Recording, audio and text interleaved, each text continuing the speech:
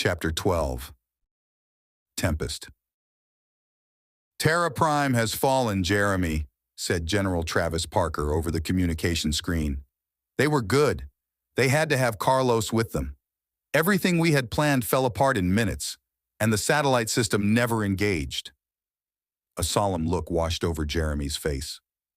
"What do you need me to do?" Years ago, in a dark prison, the guards were preparing for an execution. The prisoner sat in the corner, awaiting her fate. The guards came in and grabbed her forcefully. She couldn't struggle, too weak from the lack of food and drink. They blindfolded her and brought her into another small room. What seemed like hours passed. "They said your real name is Lilith," said Bianca, removing the woman's blindfold. "It took balls doing what you did. The fire you set was impressive. It made quite a distraction. Did you really think you could just sneak in and steal what you wanted? It took 10 guards to take you down. Terrence wanted you executed a month ago. It took everything I had to stop him." "Why?" whispered Lilith. "I see greatness in your abilities, and I know the value in surrounding yourself with such." Bianca cut off the bonds and gave her a glass of water. She took it and drank it quickly. As she did, Bianca stroked her hair. "Besides, I like your kind. You and I are going to be great friends." Tempest. The spaceport on Cleo was unusually busy. The trade union had recently sided with Meeran, and a blockade was formed, keeping any ships from leaving. Many passengers were desperate to get to a neutral world, but every Terran was being thoroughly screened. One woman walked confidently by the guards, without a single challenge. But this did not go completely unnoticed. One of the guards was talking on the communicator with Christopher Atlas. "She's here? But she's supposed to be on Terra Prime. Challenge her for the proper credentials," he ordered. Several guards ran through the crowd, and the woman was surrounded on all sides. She looked perplexed and asked, "Don't you know who I am?" "Sorry, ma'am. We're ordered to check all credentials for everyone, no exceptions," said one of the guards. "Be quick about it, you cretin. I'm on official business. To think that I'm subject to this—" She stood aggressively and handed him her ID card. "Jacob will not be pleased." The guard scanned her ID, but at first it would not work. After a second attempt, it failed again, but the third time worked fine. He still seemed suspicious and ordered, "Someone get me a full body scan." Another guard came out with a body scanner and started the scan. He had a confused look on his face. "Something's wrong here." The woman smiled. "I guess I just have to fight my way out of here." She spun around, knocked the first guard to the ground, and had a second in her arms. She used his weapon to disable the other guards and then shot him in the leg. Before letting him go, she threw out a small shiny marble, which rolled a bit and then exploded into a bright light. All Terrans in range fell to the ground. The woman then ran out of the terminal and outside to a small ship, dropping a few more of her marbles. Before anyone could get up, the ship was off the ground and heading into the upper atmosphere. In orbit, Jeremy's ship had just arrived. "Be diligent. Her ship should be here in moments. In the meantime, we can't afford to get jumped by a patrol ship." "Too late for that, sir. We've already been spotted," responded Spike. "2 ships are approaching, and they don't look like patrol ships." "Stay out of range until we spot her," ordered Jeremy, as streaks of light began to come out of the enemy ships and pass by their ship. "Not sure how to stay out of range of that." The woman's ship came up from the surface, now being followed by a patrol ship. Spike reported, "A small craft is approaching, and it's not alone." Jeremy hit a button on his chair and said, "I challenge you." The woman's voice was heard reading a secret phrase. "I'm falling from the sky." He responded, "I'm here to catch you. Proceed to landing bay." The ship began to vibrate and jolt around as it was hit multiple times. Her ship came in at high speed and slid to the back of the landing bay. Once her ship was aboard, Jeremy ordered, "Jump!" The ship grumbled and moaned, but with a flash of light, it was now 30 light years away. Jeremy took a breather. "I'm going to check on our guest," he said after getting up. He walked down the hallway as repair crews passed him. When he reached the bay, he was greeted by the Master Chief. "You're not going to believe who this is." Jeremy looked up to see the face of Bianca Lanner, but he knew better. "Welcome aboard, Tempest, or Lilith Gardner." She smiled. "You have to take the fun out of everything. I really had them going." Her appearance slowly morphed to her true self. Spike came up from behind. "Excuse me, sir, we have a problem." Jeremy turned to the chief and said, "Please take Lilith." "Tempest," she interrupted. "Tempest," he paused, "to her room." He turned to her. "Excuse me, ma'am." "All right, Spike, lead the way," Jeremy said while following him down another hallway to reach a room marked UFA. Inside, another man greeted him with a jacket clearly marked UFA Engineer. Jeremy put his hand on the engineer's shoulder and asked, "What's up?" "We took a direct hit to one of the UFA cores. We leaked a lot of radiation into subspace during the jump. Good chance we've been tracked," he responded. "That sounds bad." Jeremy turned to Spike. "Get back to command. We're expecting company soon, and it won't be friendly." The engineer interrupted, "Don't make any jumps." Spike turned to go back to command and control. The engineer finished, "Or we'll all be atomized." As soon as Spike got back to command, the alarms went off, indicating a hostile ship had jumped in. "Hostile at 9 o'clock, said the co-pilot. "I see him. Our UFA is damaged. We can't jump," responded Spike. "Now what?" "We hightail it to the Twins," responded Spike, pointing at a very odd-shaped planet. "I've been there before. The gravity wells will keep them out." "Out? Shouldn't that keep us out?" "Come on, Rudy, what's life without a few risks? Do you want to live forever?" Co-pilot Rudy looked at him with a stunned look and answered, "Yes!" The ship started shaking more violently as the Meeran destroyer fired on it.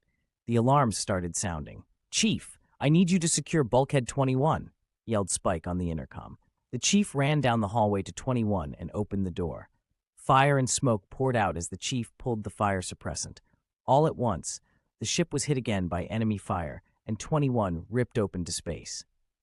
Jeremy arrived just in time to grab his hand and close the door. The chief tapped the communicator and said, "No more 21." The ship jolted back as Tempest ran out to see what was going on. She fell and landed squarely in Jeremy's lap. A loud sound of wind buffeted the ship.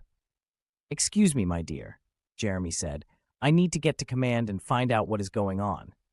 After an awkward moment, she rolled to the side to allow him up. He smiled, got up, and straightened his suit before heading to command. After reaching it, he noticed they were no longer in space, but he couldn't see what was going on outside. The windows were bright, and it looked like some sort of sandstorm. "Report," ordered Jeremy. "We're in the Twins," yelled back Spike, loud enough to be heard over the noise outside. "It's two planets orbiting so close that they share the same atmosphere and their magnetic fields align. There's no way the Meeran ship will come in." 10 credits says they'll be ready when we come out, said Rudy. "Let me guess, we're going to hang out at the Lagrange point where both planets' gravity cancel each other out. Hopefully, we'll make repairs enough to get home," said Jeremy. "+1 for you, you're one smart cuss," laughed out Spike. The ship slowed to a stop, and the wind died down. The cabin was quiet. "Let's see how much damage we got and what we can fix." Jeremy pulled a couple of flashlights from the wall and walked down the hallway. He met up with Tempest and tossed her a flashlight. "Here." "Here what? What are we looking for?" she asked. "Leaks. Come on, we'll start at the far bulkhead and make our way back," he said, pulling her arm. "Leaks?" They both slowly started scanning walls with their flashlights back and forth, looking for damage and leaks. Jeremy decided to chit-chat while looking. "What made you decide to defect?" She stopped for a moment and continued. "I found a Guardian." Jeremy also paused. "We were trying to get that shipped out. Looks like it's too late. Jacob has the Guardian and Cathedral. Who knows the secrets he's learned?" "He's your brother?" "Yes," he said, still moving the flashlight and slowly walking down the hallway. "He's not a bad man, you know. His intentions are noble, even if his actions are not." She pulled out a lighter and waved it next to the wall. "I wish that was true. At least such a man could be reasoned with." "It's Bianca," she said, getting out a piece of gum. "What?" He let his flashlight move down and turned to her. "She's the dangerous one. She'll stop at nothing to get what she wants, even manipulate the one she loves to do it. Bianca seeks power for herself. Jacob is a tool. Whether she has the title or not is irrelevant. Power is her title." Tempest took her gum out and plugged a pinhole. Its hissing became quiet. I got one. Why doesn't he see it? Oh, he sees it. He surrounded himself with people who have their own ambitions. Each has their place. What's sad is they all think they have the upper hand. Bianca does? No, someone else, something else. The engineer stepped out into the corridor. Sir, do you want the good news or bad news? Just give it to me in order. I found the problem. I have to take the whole power system offline to fix the unified field array. It's going to get cold quickly, and the oxygen will drop, dangerously low for humans like you. What was the good news? That was the good news. All our communications are down. It looks like they hit us with the same thing they got Terra Prime with, and we still won't be able to jump worth a damn. Can you get us to Sousa's maze? The engineer sighed. I'll do my best, sir. I'll see if I can give the ship a little spin to counter the lack of gravity. Do your best. Moments later, most of the lights went out, and everyone felt a little lighter. At this point, the ship was spinning. They felt awkward at first, walking on the walls, but soon got used to it. The ship was designed for just such occasions. Engineering could be accessed from all orientations, assuring that the engineer could get his job done, no matter the situation. On Clio, the office of MBQ's corporate COO received an urgent message. The COO tapped his desk communicator, and a well-dressed man appeared. Mr. Queen, we just had an incident at the airport. It appears the fugitive that King Jacob Lanner told us to look for escaped. Did the Meeran ships catch them? He responded nonchalantly. No, sir, but they left orbit a few minutes later. Thank you, Mr. Atlas. He tapped the communicator again. Did you hear that, Abby? Abby stood right in front of him, but on the other side of the desk. Thank you, Michael. Our alliance will be profitable. But the trade union CEO already sided with Meeran. I'm in a very dangerous position, and shouldn't you get back? If Jacob knew you were here. Big profits require big risks. You must learn how to play both sides. She smiled. Don't worry about me. We are everywhere. Jeremy's ship was getting very cold. He passed the time by analyzing the attack on Terra Prime. He was lying on the wall of the mess hall. The gravity was out, but the ship was rotating to compensate. Hence, the floors became the walls, and the walls became the floor. I can't take it anymore, said Tempest, climbing out of the hallway. You know what? She climbed up and lay on the wall opposite him. Jeremy was hard at work and hardly noticed her. This room is the exact center of the rotation. That's why I'm lying on the opposite wall from you.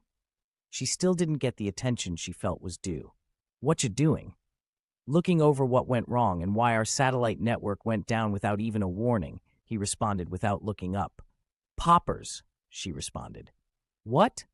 At least that's what I call them. They interrupt the quantum entanglement in your communication system. I used a few of them to get out of the spaceport. That would explain quite a bit. The communication system as a whole went down. We were fortunate to have landline communications as a backup. Jeremy popped his head up. Hey, you use these? Why? To knock the guards out, silly. They knock Terrans out? When you're close enough. Then you're not Terran, you're human. Ding, you're a smart one, just like your brother. But your shape-shifting abilities? It was a gift from someone I met in a cave on Loman, a being of light, not sure who they were. It was too long to walk, but there were drawings everywhere. You met a keeper? They're only a myth. Hey, you asked?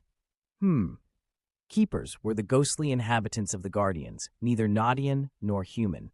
Now Jacob has one. If he can activate it, he paused in contemplation. What did the one you saw look like? A very well-endowed Amazon woman. Crazy, huh? They all take shapes that would best persuade the local population. Now it makes perfect sense. Yes, this Guardian was probably taken from Earth. Okay. She pushed herself off her wall and floated over. What are they exactly? I mean, we're all told the stories, but what's the truth? She lay down next to him to share the blanket. He was startled for the moment. She wrapped her arm around his, and her feet were next to his legs. After a moment to bring his heart back into rhythm, he answered her. Well, before Earth's first interstellar war, a highly advanced race called the Nod created the Guardians to enforce peace in the galaxy. The Nod are so old that they visited Earth long before humans existed. Some say they are the seeds of the first humans. Cain married a woman from a land called Nod. Exactly. The Nod had a vested interest in Earth, so they sent the Guardian to protect it, albeit 10,000 years later. But then something happened. The Nod began dying off, but the Guardian stayed around for over 100 more years. Eventually, they shut down. The Warren were the first to discover this and moved to retake planets the Guardians had expelled them from. She laid her head on his shoulder, and he stuttered on. Many have tried to find the secrets, but most just give up. Jacob must be following up on the rumor that the secrets are buried under Cathedral. Not just Cathedral, she whispered. The Warren's royal chair, Olympus Mons on Mars, the wolf of Alpha Centauri, and my little Pinky. She pointed her pinky out of the blanket. The lights came on bright, and gravity was restored. They both slid back to the floor on their heads and tumbled over each other. She ended up on top. She whispered, "You have his eyes, so intense, so serious, but yours don't show his anger." She dipped her head and kissed him on the lips. "His always scared me. Yours makes me feel safe." The engineer walked in. "Just in case you—" He stopped cold, waiting for Tempest to get up and return to her quarters. "Isn't she a prisoner or something?" "Protective custody," Jeremy corrected him. "Anyhow, the engines are online. We can make the jump to Sousa's maze, but we can't go much further. Hope you have a plan. That Meeran ship is getting more daring.